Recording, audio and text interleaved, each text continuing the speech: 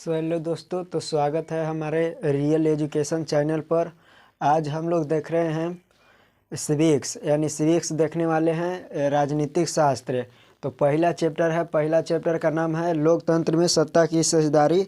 लोकतंत्र में सत्ता की साझेदारी पहला चैप्टर का नाम है। यही जो है इसी किताब से पढ़ाने वाले हैं, लोकतंत्र में सत्ता की साझेदारी। तो हम लोग की ये चीज़ पहला चैप्टर पढ़ना है। उसके बाद पहला चैप्टर में और इसी वीडियो में परिभाषा भी वीडियो में लिखाएंगे। अगर यहाँ पे नहीं अगर संतुष्ट होते हैं तो आप हमारे टेलीग्राम पर जाके वहाँ पे ज्वाइन हो जाइएगा। वहाँ पे पूरा नोट्स रहेगा और इसका जितना भी स्क्रीनशॉट रहेगा वहाँ पे आपको मिल जाएगा। तो देखिए, हम लोग सबसे पहले इस वीडियो में हम लोग पहला वीडियो में देखेंगे इसको इंट्रोडक्शन। अब अगला वीडियो में देखेंगे यानी बेसिक चीज़ हम लोग जानेंगे, यानी जो 9th क्लास में भी पढ़ के आए हैं उसका भी जानेंगे और भी कुछ एक्स्ट्रा भी जानेंगे। तो देखिए, सबसे पहले हम लोग जानते हैं लोकतंत्र में सत्ता की साझेदारी का अर्थ क्या होता है, यानी लोकतंत्र क्या होता है।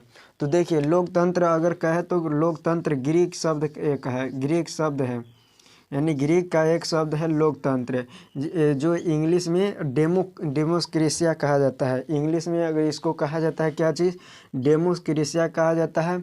इसके बाद डेमोक्रेसिया में दो शब्द है, एक होता है डेमोस और एक होता है क्रेसिया। तो देखिए, पहला हम लोग बताएं कि जो लोकतंत्र है, लोकतंत्र ग्रीक शब्द है। ग्रीक का एक डेमोस यानी डेमोक्रेसिया का अर्थ है, और डेमोक्रेसिया दो शब्द से बना है। एक होता है डेमोस, अंग्रेजी शब्द के दो शब्द से बना है। अंग्रेजी क्या है, ठीक है, अंग्रेजी का शब्द है। एक होता है डेमोस और एक होता है क्रेसिया। डेमोस का मतलब होता है लोक और क्रेसिया का मतलब होता है तंत्र। यानी ये दोनों को मिला देंगे, प्लस कर देंगे तो लोकतंत्र हो जाएगा। अब देखिए, लोक का मतलब होता है लोग या जनता, और तंत्र के मतलब होता है शासन। तो ये ही कुल टोटल था, यानी लोकतंत्र का अर्थ, यानी लोकतंत्र कहाँ से उत्पन्न हुआ और इसका लोकतंत्र का अर्थ क्या होता है।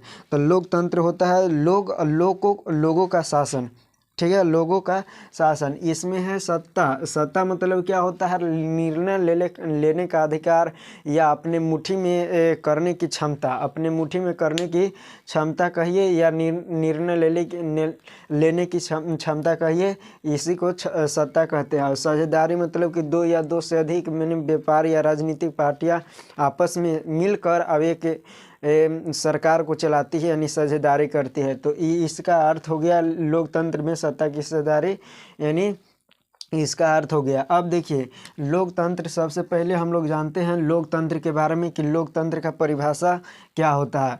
लोकतंत्र की अगर परिभाषा कहे तो दो गो मतलब 9th में आप पढ़े होंगे कि एगो थे अब्राहम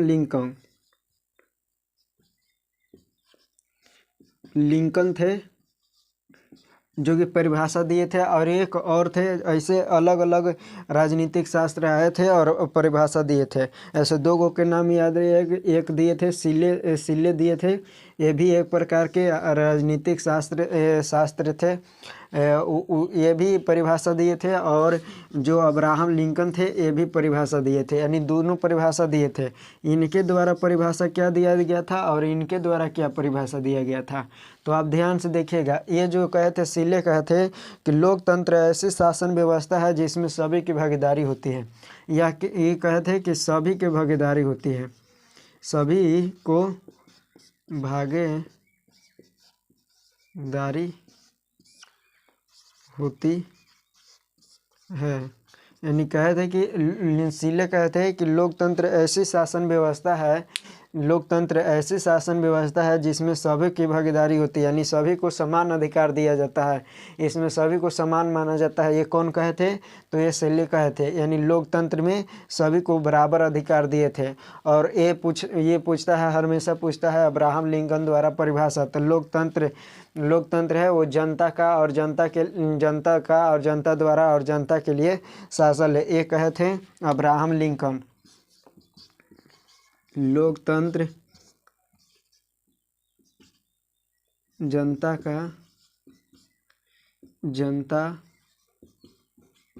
द्वारा जनता के लिए शासन है। ये कौन कहे थे? तो ये अब्राहम लिंकन कहे थे। यानी लोकतंत्र जनता का, यानी जनता ये भी जनता ये चुनेगा, जनता चुनेगा और जनता द्वारा, ये जनता का है और जनता द्वारा, यानी इस जो लोकतंत्र है ये जनता द्वारा ही चुना जाता है और जनता उनके लिए, यानी और ये जनता पर ही चलाया भी जाता है। जैसे मान के चलिए कि एक हम लोग मुखिया का एग्जाम्पल लेते हैं, तो सबसे पहले हम लोग क्या करते हैं, इसको चुनते हैं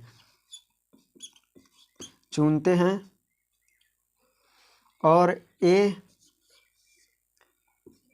चुनने के बाद ये क्या करते हैं, यानी लोकतंत्र जनता द्वारा, यानी जनता द्वारा ये सबसे पहले चुना गया। उसके बाद जनता के लिए, यानी जनता के भलाई में जो भी चीज़ हुए वो जनता के लिए, जनता का भी है, यानी ये जनता का है। उसके बाद जितना भी जो शासन चलाएगा वो जनता के लिए ही चलाएगा, जनता के लिए, चाहे खराब हो या चाहे नीमन हो, वो सभी किसके लिए चलाएगा? जनता के लिए चलाएगा। यानी यही चीज़ बताए थे कि अब्राहम लिंकन बताए थे कि लोकतंत्र जनता का, जनता द्वारा और जनता के लिए शासन है। तो ये क्या कहे थे? ये अब्राहम लिंकन कहे थे और सीले कहे थे कि जी लोकतंत्र ऐसी शासन व्यवस्था है जिसमें सभी की भागीदारी होती है। तो हम लोग ये चीज़ समझ गए कि लोकतंत्र में सत्ता की साझेदारी का मतलब क्या होता है। तो लोकतंत्र में यानी लोकतंत्र मतलब कि लोगों का शासन, उसके बाद जनता का शासन, उसके बाद हो गया सत्ता मतलब हुआ निर्णय लेने का अधिकार, निर्णय लेने के अधिकार, और साझेदारी मतलब कि एकजुट होना, यानी साझा करना, यानी इसी को भी कहते हैं भागीदारी, इसी का कहते हैं भागीदारी या साझेदारी कह सकते हैं। तो ये चीज़ पूरा हम लोग के इतना समझ गए। अब हम लोग आगे चलते हैं और कुछ जानते हैं कि इसमें पढ़ना क्या है। तो सबसे पहले हम लोग जानते हैं कि इसमें जो पढ़ना है इसमें सबसे पहले बेल्जियम की स्थिति, किसका स्थिति सबसे पहले पढ़ना है?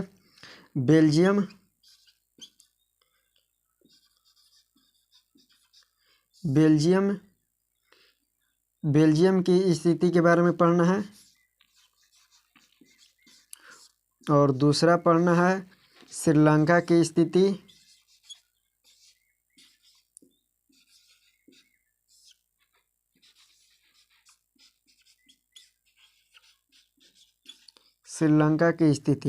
तो ये दो चीज़ हम लोग के पढ़ना है ये चैप्टर में। सबसे पहले बात कि यही चीज़ से स्टार्ट होगा, यहीं से स्टार्ट होगा, यानी बेल्जियम की स्थिति और श्रीलंका की स्थिति। तो यहाँ से हम लोग शुरू करेंगे कि बेल्जियम एक दूसरे से माने तना हुआ था, यानी बेल्जियम में एक दूसरे जो लोग थे, यानी इसमें दो भाषा बोला जाता था, ऐसे तीन भाषा बोला जाता था।